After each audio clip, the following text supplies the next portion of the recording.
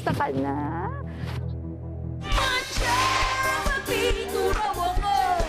Young artist, please come in.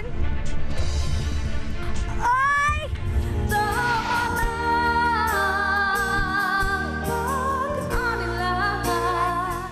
Yung huling kasama, tignan natin. Young artist, please come in.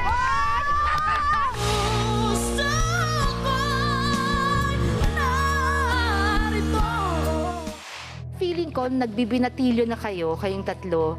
Ito ang napili kong aawitin ninyo. Ito na siya. Pusong Ligaw ni Kuya Eko. Kailangan parang ready na kayong magpa-inlove na, di ba? Kasi ligaw na puso nyo, nagbibinata na kayo eh. Naghahanap na yan ng target. Si Cupid, di ba?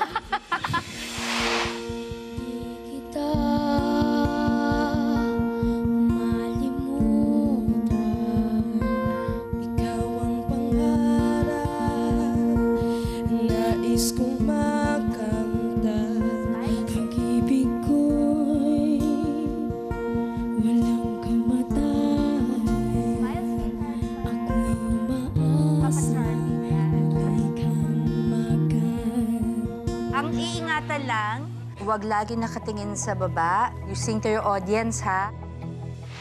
Yung kanta, parang lumiligaw siya, di ba? So, meron siyang longing na matanggap yung matamis na oo nung babae. Parang naghaharana. Tradisyon ng Pilipino yun eh, no? Paano yan kung yung kanta na niyang Pusong Ligaw, talaga meron kayong paglalaanan na magandang dalaginding. Andrea Brillantes!